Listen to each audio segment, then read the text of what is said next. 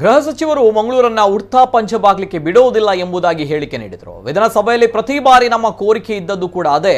ಜಿಲ್ಲೆಯಲ್ಲಿ ಡ್ರಗ್ಸ್ ಪೂರೈಕೆಗೆ ಕಡಿವಾಣ ಹಾಕಬೇಕು ಅಂತ ಪೊಲೀಸರು ಡ್ರಗ್ಸ್ ಸೀಸ್ ಮಾಡಿದ್ದಾರೆ. ಆರೋಪಿಗಳನ್ನು ಅರೆಸ್ಟ್ ಮಾಡ್ತೀರಿ, ಆದರೆ 6 ತಿಂಗಳ ಬಳಿಕ ಮತ್ತೆ ಸೀಸ್ ಬಗ್ಗೆ ಸುದ್ದಿ ಇರೋದಿಲ್ಲ. ಡ್ರಗ್ಸ್ ಸಪ್ಲೈ ನಿರಂತರವಾಗಿ ಆಗ್ತಾನೇ ಇದೆ ಎಂದು ಮಂಗಳೂರು ಉತ್ತರ ಶಾಸಕ ಭರತ್ ಶೆಟ್ಟಿ ವಾಗ್ದಾಳಿ ನಡೆಸಿದ್ದಾರೆ.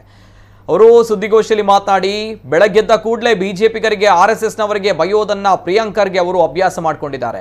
ಅವರಿಗೆ ಸ್ವಲ್ಪ ಸರ್ವಜ್ಞ ಸಿಂಡ್ರೋಮ್ ಇದೆ, ಅಂದರೆ ಎಲ್ಲ ತಿಳಿದವರು ಅನ್ನೋ ಭಾವನೆ ಇದೆ. ಸಚಿವ ಪ್ರಿಯಾಂಕರ್ಗೆ ಆಪ್ತ ಲಿಂಗರಾಜು ಕಣ್ಣಿ ಅವರನ್ನ ಡ್ರಗ್ಸ್ ವ್ಯವಹಾರದ ಆರೋಪದಲ್ಲಿ ಮಹಾರಾಷ್ಟ್ರ ಪೊಲೀಸರು ಬಂಧಿಸಿದ್ದಾರೆ. ಪ್ರಿಯಾಂಕರ್ಗೆ ಅವರ ಡ್ರಗ್ಸ್ ಕೇಸನ್ನ ಡೈವರ್ಟ್ ಮಾಡಲು ಕಾಂಗ್ರೆಸ್ ಸರ್ಕಾರದಿಂದ ವಿವಿಧ ರೀತಿಯ ಪ್ರಯತ್ನ ಮಾಡ್ತಾ ಇದೆ. ಪ್ರಿಯಾಂಕರ್ಗೆ ಅವರು ಸಾಧ್ಯವಾದರೆ ತನಿಖೆಗೆ ಸಹಕರಿಸಲಿ, ಇಲ್ಲವಾದಲ್ಲಿ ರಾಜೀನಾಮೆ ನೀಡಲಿ ಎಂದು ಆಗ್ರಹಿಸಿದರು. ಪ್ರಕರಣದ ಹಿಂದೆ ಸ್ಥಾಪಿತ ಹಿತಾಸಕ್ತಿಗಳು ದೊಡ್ಡವರ ಕೈವಾಡವಿದೆ. ಪ್ರಕರಣವನ್ನ ಸರ್ಕಾರ ಲಘುವಾಗಿ ಪರಿಗಣಿಸಿದೆ. ಇಷ್ಟು ದೊಡ್ಡ ಪ್ರಕರಣವನ್ನ ವಿಷಯಾಂತರ ಮಾಡಲು ಮಾಜಿ ಸಚಿವ ಬೈರತಿ ಬಸವರಾಜ್ ಅವರನ್ನ ಪ್ರಕರಣ 1ರಲ್ಲಿ ಫಿಕ್ಸ್ ಮಾಡಲಾಗಿದೆ ಎಂದು ಆರೋಪಿಸಿದರು. ಮಂಗಳೂರಿನಲ್ಲಿ ಐಟಿ ಪಾರ್ಕ್ ಸ್ಥಾಪಿಸುತ್ತೇವೆ ಎಂದು ಭರವಸೆ ನೀಡಿದ ಪ್ರಿಯಾಂಕರ್ಗೆ ಇದುವರೆಗೆ ಕ್ರಮ ಕೈಗೊಂಡಿಲ್ಲ ಎಂದರು. ಬಿಜೆಪಿ ಜಿಲ್ಲಾ ಪ್ರಧಾನ ಕಾರ್ಯದರ್ಶಿ ಪ್ರೇಮಾನಂದ ಶೆಟ್ಟಿ, ಮುಖಂಡ ವಿಕಾಸ್ ಪುತ್ತೂರು, ಜಿಲ್ಲಾ ವಕ್ತಾರ ರಾಜ್ಗೋಪಾಲ್ ರೈ, ಕಾರ್ಯಾಲಯ ಕಾರ್ಯದರ್ಶಿ ಗುರುಚರಣ್ ಉಪಸ್ಥಿತರಿದ್ದರು. ಮಾನ್ಯ ಮಂತ್ರಿಗಳಾದಂತ ಪ್ರಿಯಾಂಕರ್ಗೆ ಅವರು ಮಾತಾಡಿದ ಕೂಡಲೇ ಅವರಿಗೆ ಒಂದು ಸರ್ವಜ್ಞ ಸಿಂಡ್ರೋಮ್ ಇದೆ.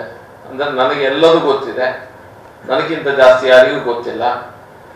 ಯಾವ ವಿಷಯವನ್ನು ತೆಗೆದ್ರು ಸಹ ಅದು ಎಲ್ಲದರಲ್ಲೂ ಬಾಯಿ ಹಾಕುವುದು. ಪ್ರಿಯಾಂಕರ್ಗೆ ಅವರ ಆಪ್ತರಾದಂತ ಗುಲ್ಬರ್ಗದ ದಕ್ಷಿಣ ಬ್ಲಾಕ್ಸ್ನ ಕಾಂಗ್ರೆಸ್ ಅಧ್ಯಕ್ಷ ಲಿಂಗರಾಜ್ ಕಣ್ಣಿಯನ್ನ ಮಹಾರಾಷ್ಟ್ರದ ಪೊಲೀಸರು ಬಂಧಿಸಿದ್ದಾರೆ. ಲಿಂಗರಾಜ್ ಕಣ್ಣಿಯನ್ನ ಮಹಾರಾಷ್ಟ್ರ ಪೊಲೀಸರು ಮೊನ್ನೆ ಬಂಧಿಸಿದ್ದಾರೆ. ಅದು ಸಾಧಾರಣ 6 ತಿಂಗಳಿಂದ 1 ವರ್ಷದಿಂದ 6 ತಿಂಗಳ ಹಿಂದಿನ ತನಕ ಸಹ ಎಲ್ಲರಿಗೂ ಗೊತ್ತಿರುವಂತ ವಿಷಯ. ಆ ಭಾಗದಲ್ಲಿ ಕರ್ನಾಟಕದಲ್ಲಿ ದೊಡ್ಡ ರೀತಿಯ ಡ್ರಗ್ಸ್ ನ ಸಪ್ಲೈ ಈ ವ್ಯಕ್ತಿಗಳ ಮೂಲಕ ಆಗ್ತಾ ಇದೆ. ಈ ವ್ಯಕ್ತಿಗಳ ಮೂಲಕ ಆಗ್ತಿರುವಂತಹ ಡ್ರಗ್ಸ್ ನ ಜಾಲವನ್ನ ಭೇದಿಸಲಿಕ್ಕೆ ಪೊಲೀಸರು ಯಾಕೆ ಮುಂದಾಗಲಿಲ್ಲ? ಮಹಾರಾಷ್ಟ್ರ ಪೊಲೀಸರು ಇಷ್ಟು ಸಮಯದ ನಂತರ ಅರೆಸ್ಟ್ ಮಾಡಿದ್ದಾರೆ. ಕರ್ನಾಟಕದ ಪೊಲೀಸರು ಏನ್ ಮಾಡ್ತಾ ಇದ್ರು ಈ ಸಮಯದಲ್ಲಿ? ಹೋಮ್ ಮಿನಿಸ್ಟರ್ ಹೇಳ್ತಾರೆ, ನಾನು ಉಡ್ತಾ ಪಂಜಾಬ್ ಆಗ್ಲಿಕ್ಕೆ ಬಿಡುದಿಲ್ಲ ಕರ್ನಾಟಕವನ್ನ ಅನ್ನೋದು. ಇಡೀ ಕರ್ನಾಟಕದ ವಿಷಯದಲ್ಲಿ ಹೇಳ್ತಾರೆ. ನಡುವೆಯಲ್ಲಿ ಪೊಲೀಸರು 1-1.5 ವರ್ಷಗಳಿಂದ ಸೈಲೆಂಟ್ ಆಗಿ ಕೂತಿದ್ದಾರೆ.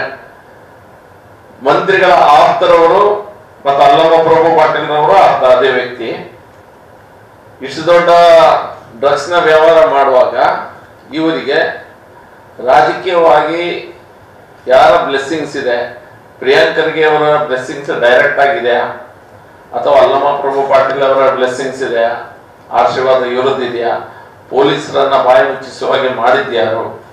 ಇದೆಲ್ಲ ವಿಷಯಗಳು ಕಾಂಗ್ರೆಸ್ ಪಾರ್ಟಿಯ ಜವಾಬ್ದಾರಿ ಇರುವಂತ ಒಬ್ಬ ನಾಯಕ ಈ ವ್ಯಕ್ತಿ.